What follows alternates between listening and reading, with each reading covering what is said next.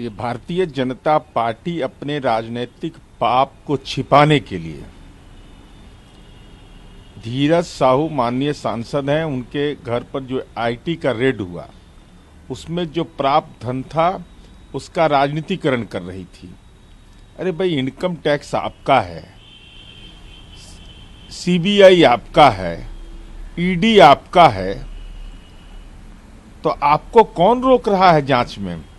लेकिन राजनीतिक प्रतिक्रिया देने के पहले इस बात का तो एहसास होना चाहिए ना कि सर्वग्राही जो किए हैं, अजीत पवार जो आपके रोल मॉडल हैं, से लेकर के हेमंत विश्वकर्मा पर, इस सब सत्यनारायण स्वामी का कथा इनके यहाँ हुआ था। क्यों गई थी ईडी की टीम? जो जेल गया ईडी के मामले में, उसके साथ गलबहियां मिलाए हुए हैं। अब प्रवचन दे रहे हैं भ्रष्टाचार पर।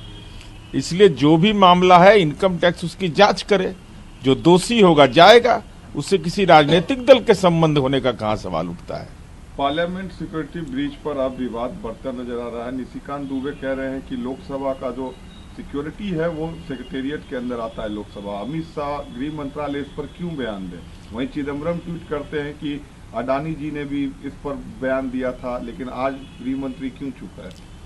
भाई, आदरणीय गृह मंत्री जी इस देश के गृह मंत्रालय के मंत्री हैं, असफल मंत्री हैं। भाई, लोकसभा सेक्रेटेरिएट उसकी देखरेख करता है, लेकिन गृह मंत्रालय के जिम्मे आता है, सहयोग करता है। तो आखिर गृह मंत्री 56 इंच के सीना के पॉलिटिकल केयर टेकर हैं, तो संसद में बोलने में डर लग रहा है।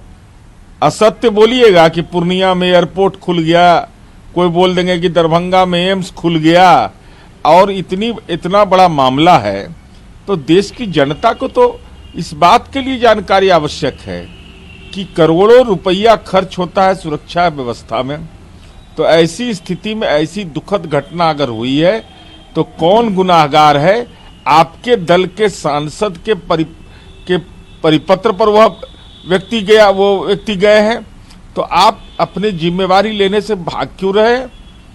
ये तो सीधे तौर पर गृह मंत्री की चुप्पी और आदरणीय प्रधानमंत्री जी का मौन समर्थन इस बात का सूचक है कि कहीं न कहीं भारतीय जनता पार्टी को बेनकाब होने का खतरा है।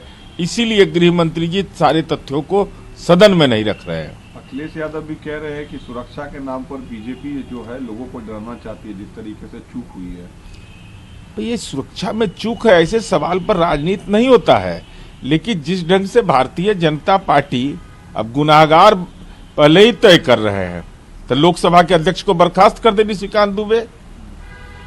लोकसभा सेक्रेटेरिएट अगर जिम्मेवार है तब भाई, जिम्मेवारी बनती है लोकसभा सचिवालय का केवल अंदरूनी देख रेख का, लेकिन कौन फोर्स जाएगा, कैसा फोर्स रहेगा, उसकी क्या जवाबदेही तय होगी, ये गृह मंत्रालय के अधीन होता है। इसलिए हिडेनबर्ग जैसा लीपा पोती मत करिए इस सवाल पर। नीतीश जी की रैली कैंसिल होने पर अश्विनी चौबे ने कहा है कि उनको वहां देखने कौन आएगा। उनके मन में सपना है प्रधानमंत्री बनने का, लेकिन भीड़ तो जुट नहीं पाएगा। जिस तरीके से बिहार के बारे में बोल रहे हैं, कहीं ना कहीं मजाक उड़वा रहे हैं। देखिए, माननीय अश्विनी चौबे जी, जिस दल में आप हैं उसका पटना के मिलर स्कूल में भीम संवाद के मुकाबले अंबेडकर समागम हुआ था। 100 भीड़ थी कि 150 का भीड़ था।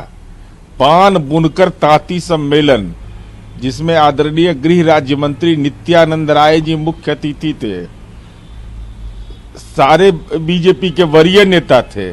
कम से कम अंबेडकर समागम और पान बुनकर तांती सम्मेलन, ये दो आईना है कि 2023 में भाजपा की पूरी ताकत के बाद 1000 आदमी भी जुटना इनके लिए मुश्किल है।